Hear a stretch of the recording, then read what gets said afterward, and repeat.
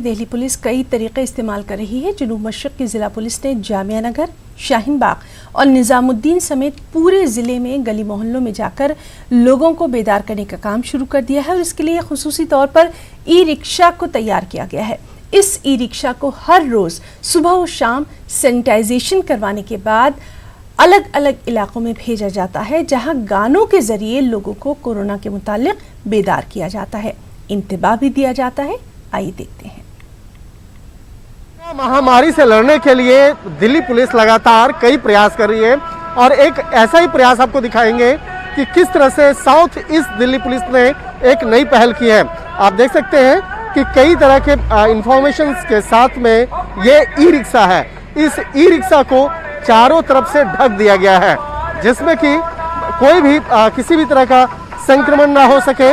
और इस गाड़ी के अंदर में, इस ई रिक्शा के अंदर में बैठ करके माइक से अनाउंस किया जाता है, लोगों से अपील भी की जाती है और इसके साथ ही जो स्थानीय भाषाओं में यहाँ पर संगीत भी बज रहा है और उस संगीत के माध्यम से आम लोगों को, उन लोगों से अपील भी की जा रही है। तो एक तरह से कहा जा सकता है कि तमाम लोगों को अपील करने के लिए एक ई रिक्शा को तैयार किया गया है और इस ई रिक्शा के माध्यम से गली गली मोहल्ले के अंदर में जाकर ये ई रिक्शा को भेजा जाता है और इस पूरे ई रिक्शा को ढक दिया गया है। इसमें जो चालक होते हैं, चालक भी अपनी तमाम चाहे मास्क की बात करें या सैनिटाइजर की बात करें, उसको प्रयोग करते हुए उसके बाद गली मोहल्ले में जाकर अनाउंस कर रहा हूँ। खास तौर पर शाहीन बाग, जामिया, जाकिर नगर इलाकों में जाकर ये इस गाड़ी से लोगों से भी अपील की जा रही है।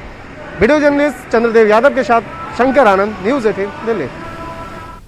और कोरोना को फैलने से रोकने के लिए पूरे मुल्क में एक लंबे अरसे तक लॉकडाउन किया गया है। लॉकडाउन की वजह से मजहबी इबादत गाहें भी बंद कर दी गई हैं।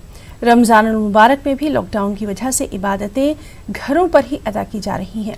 मसाजिद में सिर्फ 5 अफराद ही नमाज बाजमात का एहतमाम कर रहे हैं। बकिया आम लोगों को अपने अपने घरों में ही नमाजें अदा करने की खास हिदायत जारी की गई है। नांदेड़ की अगर बात करें तो नांदेड़ की मस्जिदों में भी इसी नौयत से इबादतों का एहतमाम देखने को मिल रहा है। नमाज अदा कर रहे ये लोग नांदेड़ की सबसे बड़ी मस्जिद फतेहजंग खान नवाब से ताल्लुक़ रखते हैं। यहाँ इन लोगों ने नमाजों की सबबंदी में भी समाजी दूरी का पूरा ख्याल रखा है।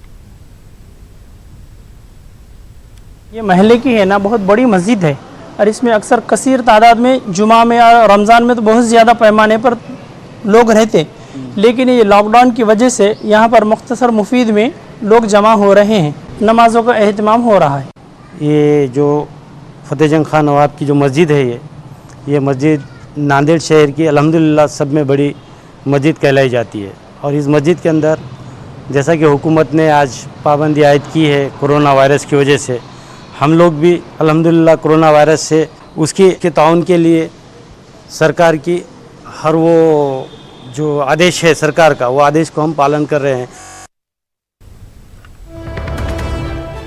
और महाराष्ट्र से इस वक्त की बड़ी खबर, वज़ीर आला उद्धव ठाकरे को बड़ी राहत।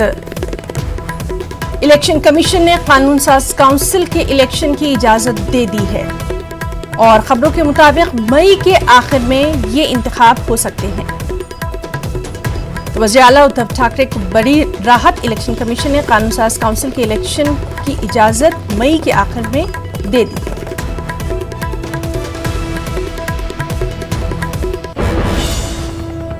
वक्त है एक ब्रेक का।